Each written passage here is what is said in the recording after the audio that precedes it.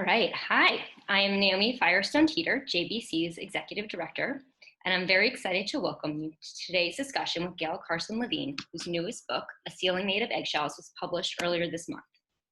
As always, we're so appreciative of you joining us here each week to celebrate authors of recently released books, and I hope you will continue to join us for this weekly series.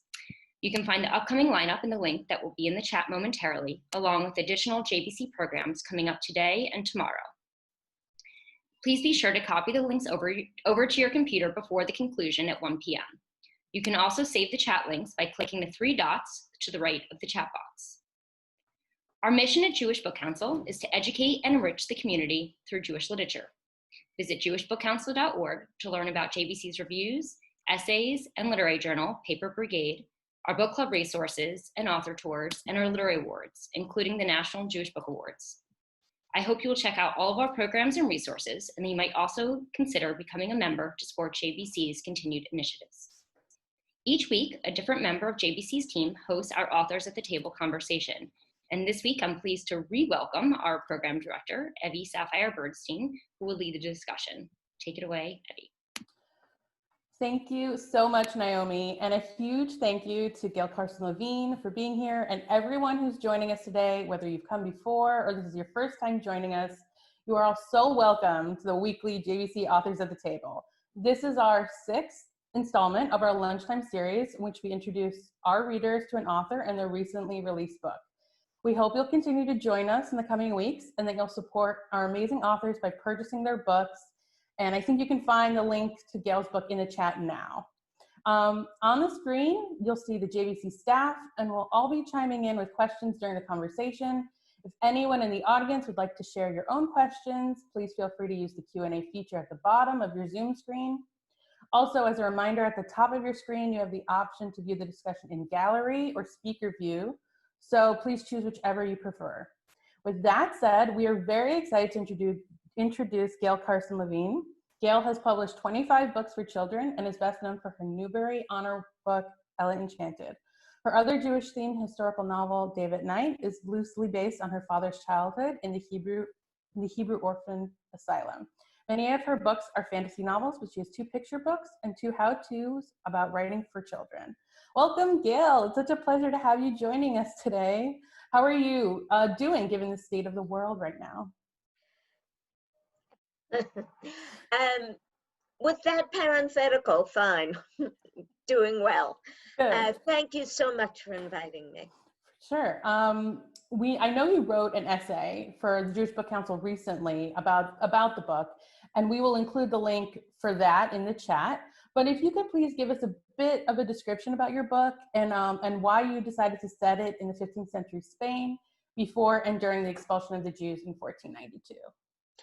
Sure.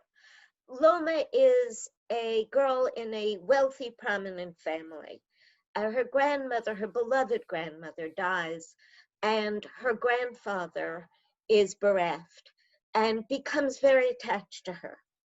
He is very loosely based on Isaac Abravanel, who was a philosopher, a courtier, and a financier in the court of Isabella and Ferdinand.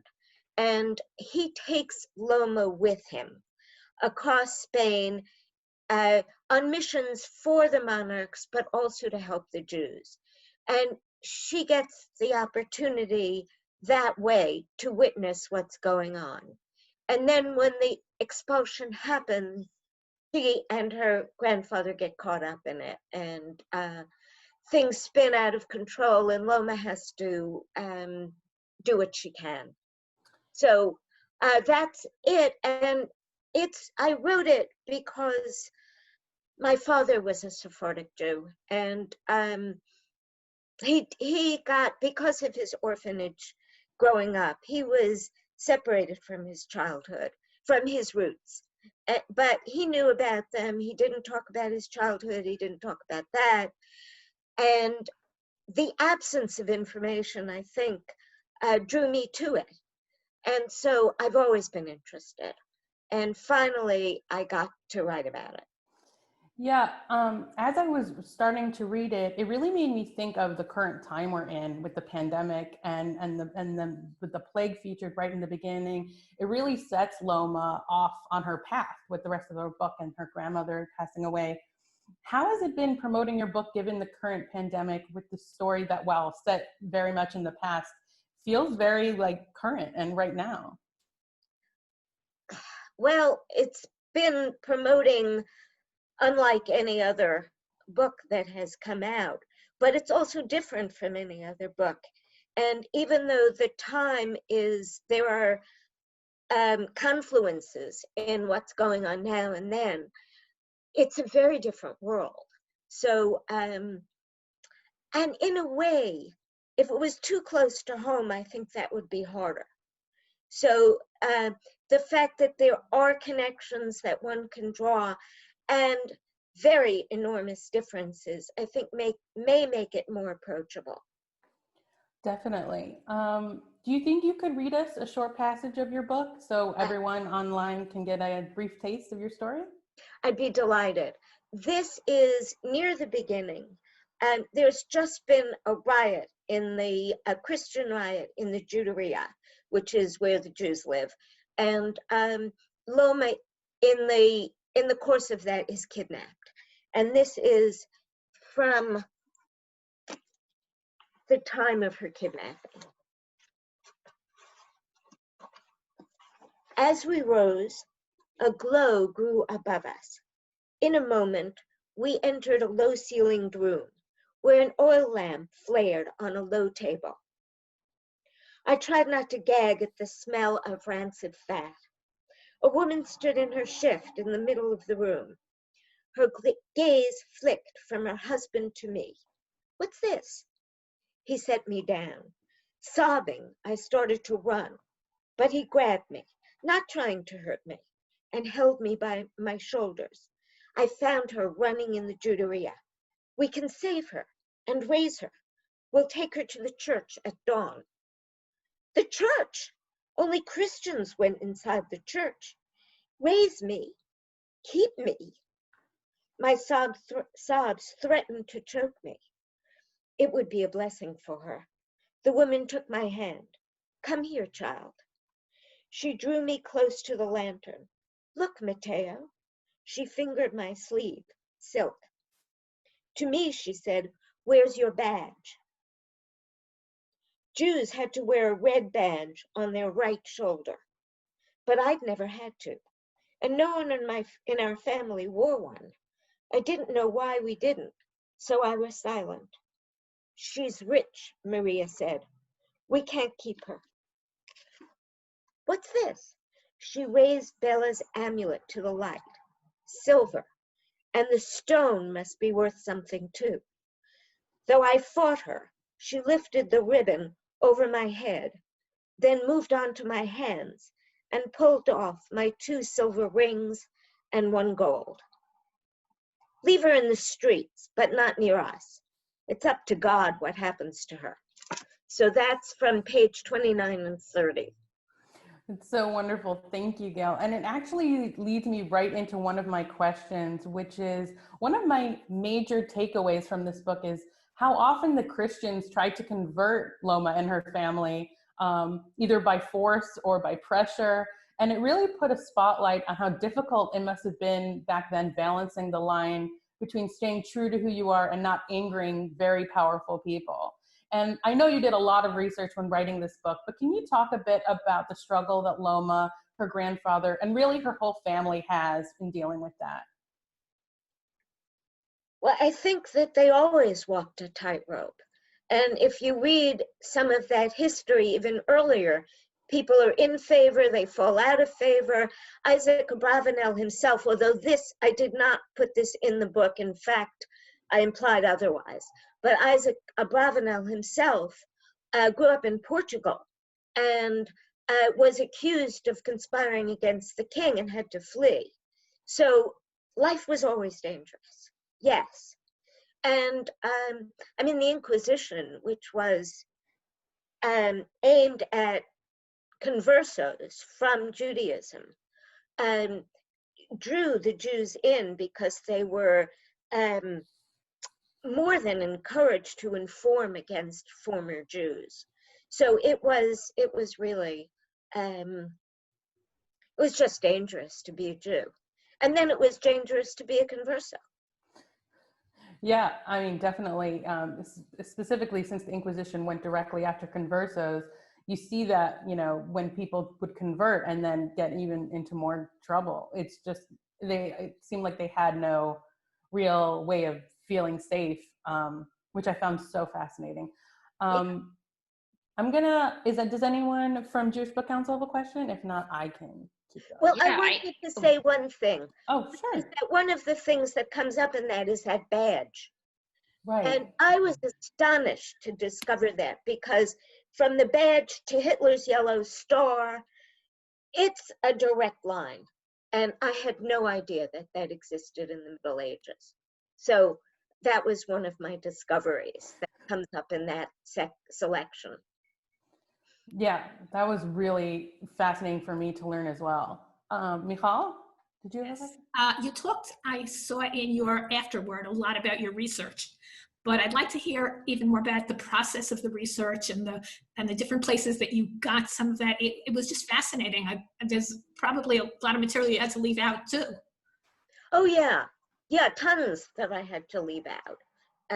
Like Queen Isabella had kind of a dry, wicked sense of humor, and that never really enters the book. But some of it I didn't understand right away. I read things and couldn't figure them out. Like understanding that the Jews were considered the possessions of the monarchs, which isn't really highlighted in the book, but was the case. And the Jews used that to their advantage when they could, but it didn't always work for them. That was one example. The financiers were tax farmers, and it took forever for me to understand what that meant. To be a tax farmer meant that the monarchs needed to know how much money was coming in. So tax farmers, and they could be Christians too, would front the money and then collect it, and they take the risk, but if they collected more than they had to turn over, they kept the difference. So all of that. One of the books that I read was a classic of the period, and most of it, and it's like a 400-page tome, talks about financial transactions. And I did not understand. I kept thinking, I read it twice. I read it at the beginning of my research, and I read it much later on. And when I read it later on, I got it. But when I first read it, I thought, there's all this human tragedy. Why is this writer focusing on this very dry stuff? And it's because people didn't write diaries then. They didn't write letters. There weren't contemporary accounts. There were a few, and I have a book of those, but not much. The tragedy is in those court cases, in those documents. It's when an orchard, when the expulsion order was issued, people who owed Jews money felt that they didn't have to pay because the Jews were leaving. People who, to whom the Jews owed money were very eager to collect. And Jews had to sell, and sell at tremendous loss.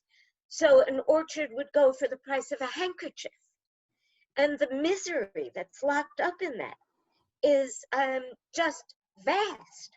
So it was a process not only of research and reading about what happened, but it was understanding the meaning behind what I was learning. That was a process. Does that answer your question?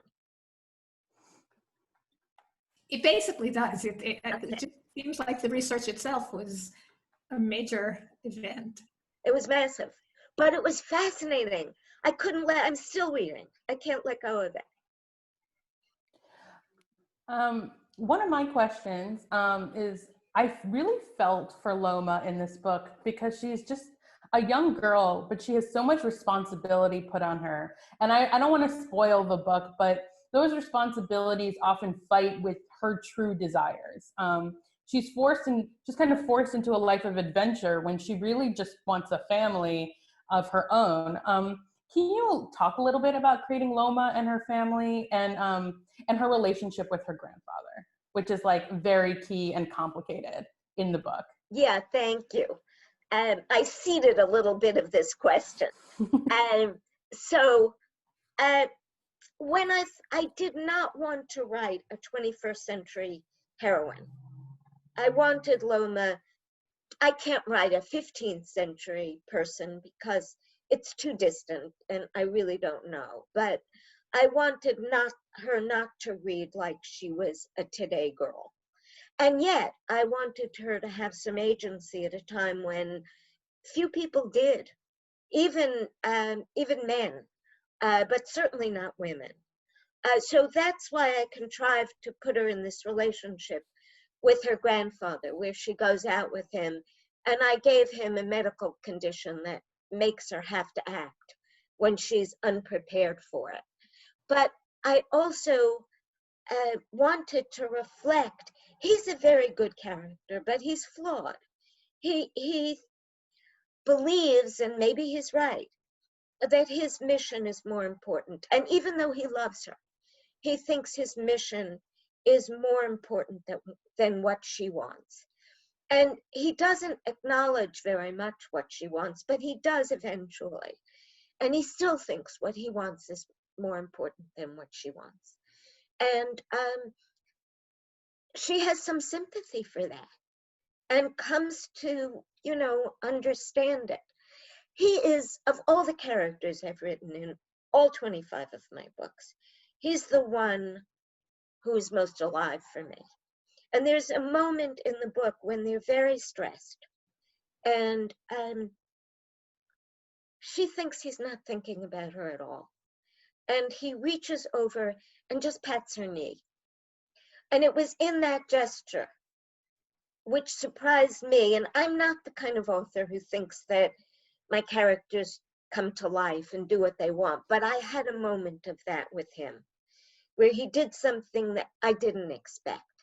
And that was, to me, so true to both his flaws and his goodness. So I have a question for you. Fascinated that you chose to write this as a middle school age book, which is really, I love young adult and children's books. I used to own a children's bookstore in the 80s. But I love historical fiction. This is also a very adult story. So how did you choose where to place, what age group and how to place this book? Well, I do think it's a crossover book. So I think that I think it's a crossover book, but it may skip adolescence because I have a middle grade voice. I don't have the kind of angst that true young adult books often do have. So I think that leap from the middle school age to adult is very natural. And for me, it's where I write. And I said to my editor, is this young adult? And she said, no, it's middle grade. So I said, okay, that is my voice. That's where I go. I'd love to hear, oh, sorry. I'm interested in a certain character that you put in there, Loma's brother, Yuda, is it? Mm-hmm. Yeah. And why you chose to make a family member so powerful and evil in her life when there was so much of that converging from the outside too. Well, I didn't want all the Christians to be bad and all the Jews to be good, for one thing. And one of the things that surprised me in my research was how big of a crime gambling was considered. By Christians and Jews, it was major. So I was surprised by that, and I thought I'd give it to him. And then, I drop things in when I'm starting a book, and I'm not a big outliner. So I don't know what's going to happen with them. So I dropped him in to see what would come of him, how I would use him. And there's another thing, that because of him, Loma kind of comes into her own power because he's such a threat. That's one thing. And then one of the wonderful things that happened in the writing that I wasn't smart enough to plan was that I was able to use his gambling to bring in the blood libel case of the Holy Child of LaGuardia. And I didn't think that I could bring it in, but he gave me the chance to. So I'm forever grateful to him for doing that. And I had a mentor in the writing, Jane S. Gerber, who is a professor emerita at City College of New York. And I asked her if conversion could be a kind of get out of jail free card for a Jew who had gambling debts. And she said yes. And so I was able to use it. And also when I asked her the question and she said yes, it was also confirmation for me that I was really understanding this world, this very strange world that I had gotten into. Thank you. Great answer. I'd love to hear a little bit more about the origin of your title. And I know we have Gail in the chat also asking about the significance. You touched on it briefly at the beginning of the book, but I'd love for you to elaborate a little bit for our readers about that choice and its meaning. Yeah, I haven't been able to find the source again after I originally saw it, but it's a myth about King Solomon, and he wants to marry a young lady, and she says she'll marry him only if he builds her a ceiling made of eggshells.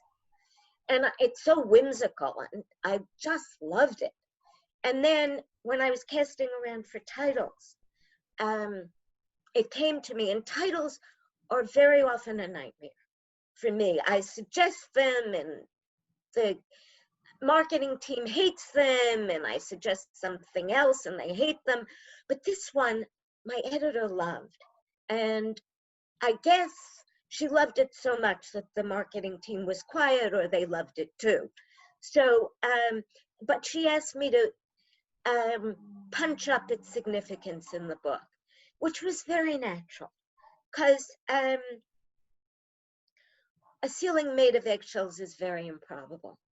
And the presence of Jews in Spain for about 1,500 years was also precarious and improbable. So I think it's the perfect title. I love it as a title. And it's unlike any of my other titles.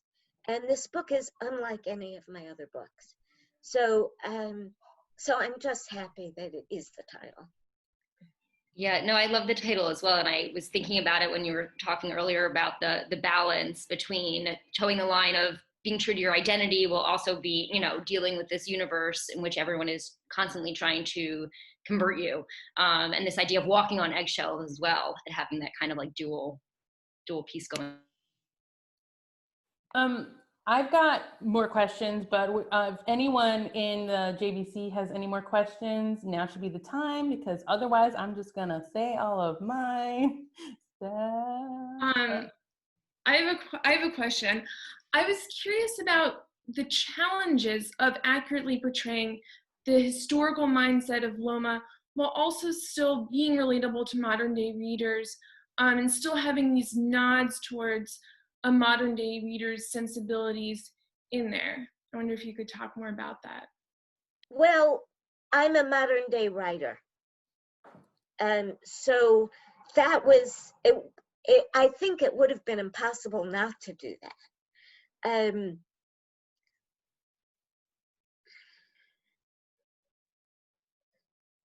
not, you know, I'm not sure, I'm sure I got her wrong. I'm sure a child her age at that time would be different. I don't know. I mean, once the expulsion happened, I think all bets were off, and people had to do what they had to do to survive. But before that, they lived very constrained lives.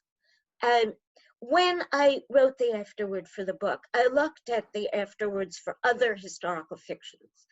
And in all of them, the authors apologized for getting it wrong.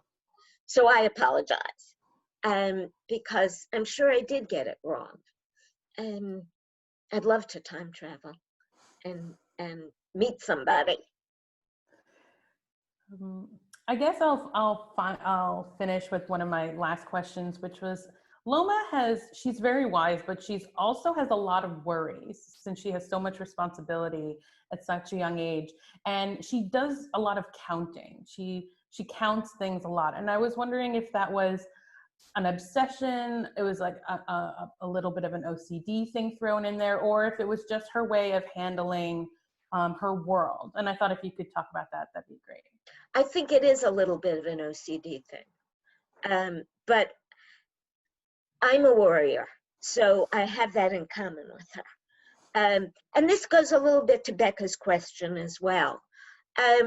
You know, in here, a little bit is the family I grew up in. A little bit about the attitudes toward obligation. That because my mother's two sisters lived with their mother until she died. So there was that respect for being a family member. I'm losing my thread here a little bit. Yes, and also my parents were amazing at math. Both of my parents could add columns of figures in their head. So I gave that to Loma because I've never been able to do it. So let her. Yeah, no, that's great. And I just have one more question from the audience. Terry asks, have you ever been to Spain? I have, but very briefly.